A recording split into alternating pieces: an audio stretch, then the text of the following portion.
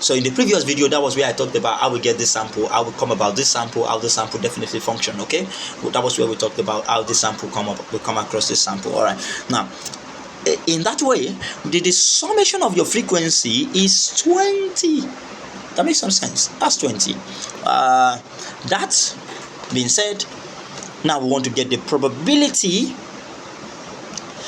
that, you know, we just enter 20 houses. Now I want to tell you now that if you enter the next house, which is the 21st house, you know, this is just 20 house. Now if you enter the 21st house, 21st house, 22nd house, 23rd house, 25th house, I can predict what will happen.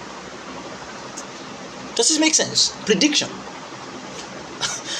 Let's just leave that because it's not gambling. I would still tell you why gambling is not part of the system and the reason why you're kind of a tip away from gambling and getting it right. Okay, now I can talk about what is going to happen in the 21st house. Now in the 21st house, which means in the next house, what is the probability? Someone is asking me now, in the next house, what is the probability that the next house that we're going to enter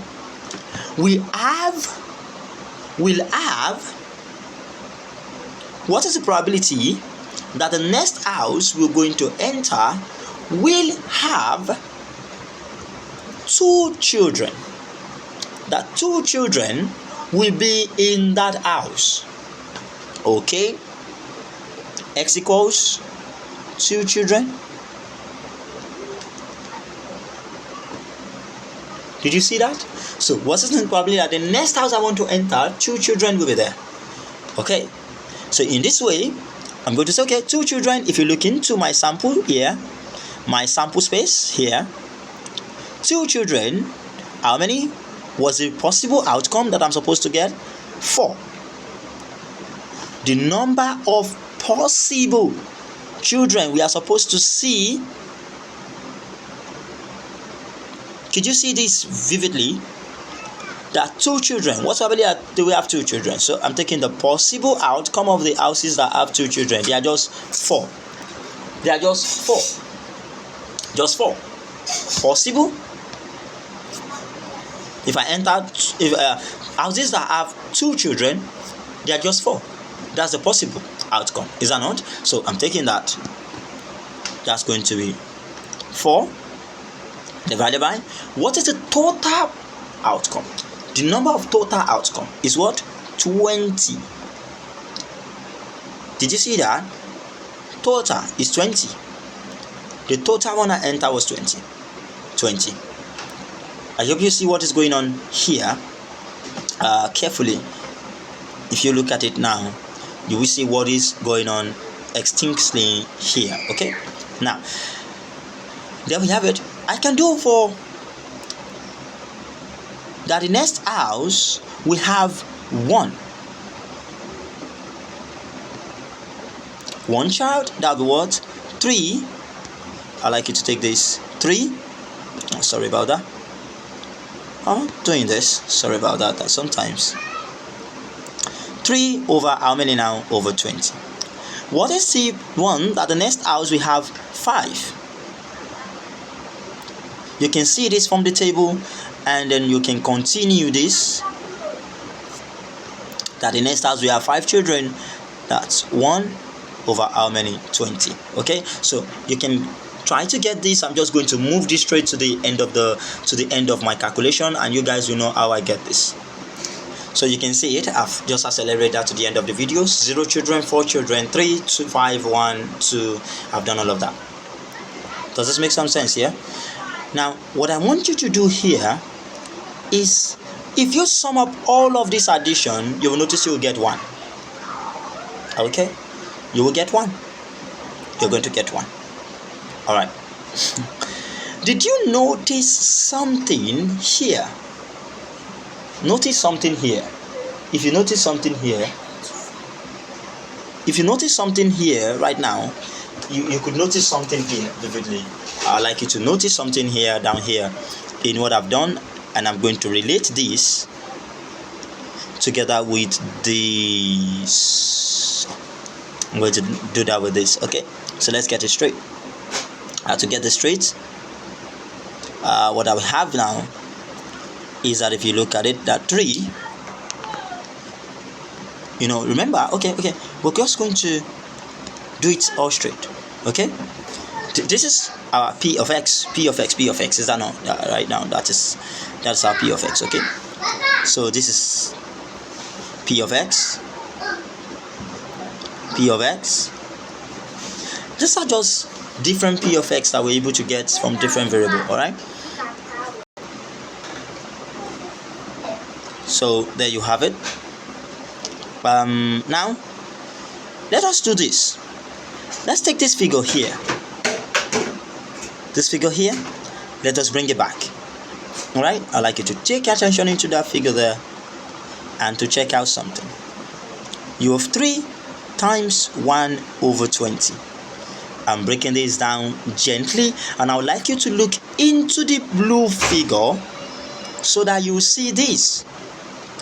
At 1 over 20, look extremely well. 3 times 1 over 20. 1 over 20, 1 child. Right? 3 times 1 on 20. I get that 3 times 1 on 20. I get the value of. I'm going to get all the variables up here and running. Okay, so I'd like you to pay some huge attention up here as we do it quickly. So we get 3 times 1 on 20. Plus 4 times 2 on 20. Okay, then plus 1 times 5 on 20, plus 6 times 3 on 20, plus 2 times 4 on 20. I'm going to have to let this out of the way.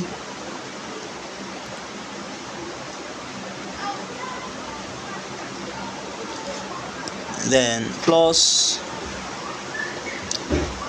3 times 0 on 20. Alright, good. Okay, yeah, there we have it. Let me let more of this out of the way right now. Okay, so now that we get this, I'd like you to play into all of this figure. I'd like you to play into all of the figure quickly and try to see if you can relate anything you've gotten here to the figure up here. Now, if you watch this very well, you see, there's no relationship. But let us make it have sense, okay? So you guys can see the real beauty of the table. Of this blue valve, this blue one here, and what we've done here, okay? So let us get to it. Now we rearrange now. So watch. Let us take the first one. I'm going to take the first one here, which is the probability of x equal to 1, that a particular house have what? 1 children. And that is going to be the same thing as watch 3 over 20 times 1. Did you notice we have 3 over 20 here? For 1, 3 over 20 times 1.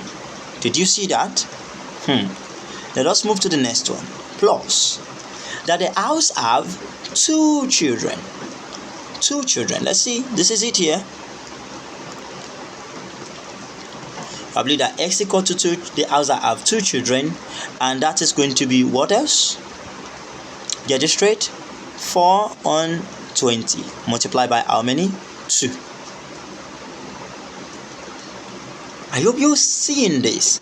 Look at 4 over 20 here in 2 children here. Let's go to the next one. That a particular house have how many now? Let's go to 3. 3 children. And that means it's going to be 6 on 20 multiplied by 3 if you look at it. And of course, that is the same thing as for 3 children. That will be, look at it here.